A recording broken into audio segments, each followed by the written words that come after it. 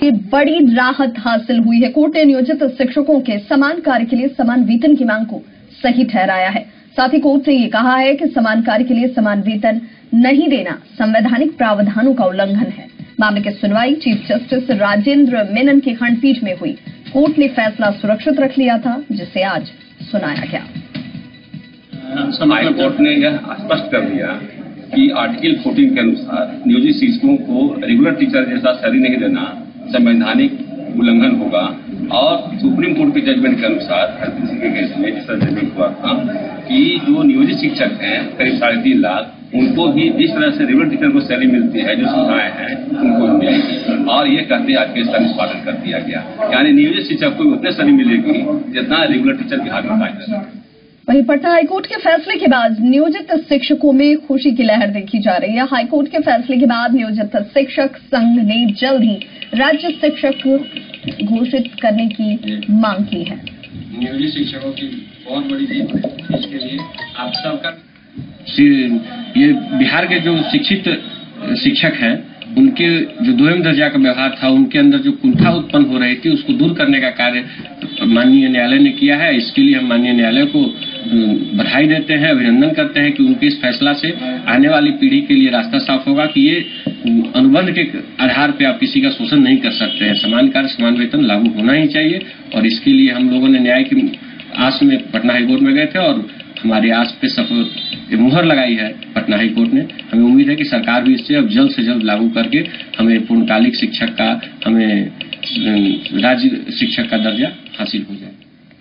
तो हाईकोर्ट के फैसले से नियोजित शिक्षकों को बड़ी राहत हासिल हुई है। माध्यमिक शिक्षक संघ के महासचिव और नियोजित शिक्षकों ने ईटीवी को जमकर धन्यवाद दिया और कहा कि ईटीवी की बदौलत ही आज इतनी बड़ी जीत उन्हें हासिल हुई है। ईटीवी ने सकारात्मक पत्रकारिता करते हुए शुरू से नियोजित शिक्षकों के आंदोलन और उनकी मांगों को प्रमुखता से दिखाया।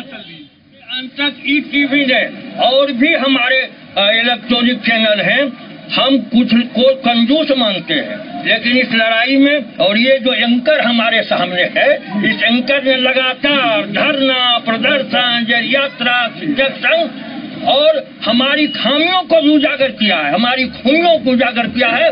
इसलिए ईटीवी के प्रबंधन को बहुत धन्यवाद। हमारी जो जीत हुई है, ऐतिहासिक जीत हुई है, इसमें इलेक्ट्रॉनिक और प्रिंट मीडिया दोनों का योगदान रहा है। खास तौर पर ईटीवी बिहार जो हमारे साथ कदम से कदम मिलाकर हर समय हमें सहयोग की है और आगे भी हम अपेक्षा करते हैं कि सदैव हम अपने कर्तव्य का निर्वहन करेंगे और हम लोगों का साथ दें। तो हाईकोर्ट के फैसले के बाद नियोजित शिक्षक माध्यमिक शिक्षक संघ भवन पहुंचे और एक दूसरे को बधाई दी गई। बिहार राज्य माध्यमिक शिक्षक संघ के अध्यक्ष और महासचिव भी इसे ऐतिहासिक जीत मानते हैं। नियोजित शिक्षकों से बात की हमारे सहयोगी रजनीश। नियोजित शिक्षकों को एक बार फिर से बड़ी राहत मिली है। लंबे समय बाद ये राहत मिली है। हाईकोर्ट ने कहा है कि समान काम के बदले समान वेतन दिया जाए। ऐसे में शिक्षकों के चेहरे पर जो है कहीं न कहीं खुशियां लौट गई है। हम बात करेंगे बिहार माध्यमिक शिक्षक संघ के अध्यक्ष और महासचिव के साथ साथ जो बिहार के शिक्षक हैं उनसे बात करेंगे कि कितनी बड़ी खुशी मिली है। हम लोग जंग जीत गए। बिहार माध्यमिक शिक्षक संघ ने 2009 में ही इस माननीय उच्च न्यायालय में याचिका दायर की थी। तत्कालीन महासचिव केदारनाथ पांडे पिटिशनर थे और 2009 में ही हमने 2006 की नियमावली को चुनौती दी थी, जिसको अंग्रेजी में वायरस ऑफ रूल कहते हैं। आज ऐतिहासिक फैसला आया और इसके पहले 26 अक्टूबर 2016 को समान कार्य के लिए समान वेतनमान जो सर्वोच्च न्यायालय ने फैसला दिया, उससे हमारी लड़ाई में और भी दुगुना जुझारूपन आ गया। अब माननीय उच्च न्यायालय के लिए तो ये बाइंडिंग था। संविधान के अनुच्छेद 141 के तहत it is binding for all high court in India.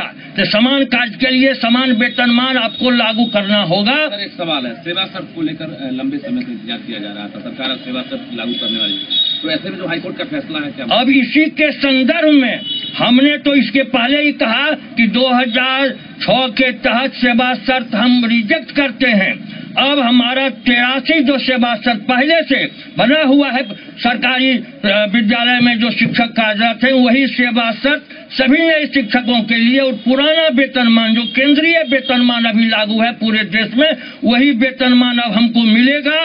क्या मानते हैं? लंबे समय से इंतजार किया जा रहा था, 2009 में आपने पिटीशन फाइल की थी। ये न्याय की जीत है। शिक्षकों के लिए जितनी खुशी की बात है, उससे ज्यादा बिहार के छात्रों के लिए खुशी की बात है।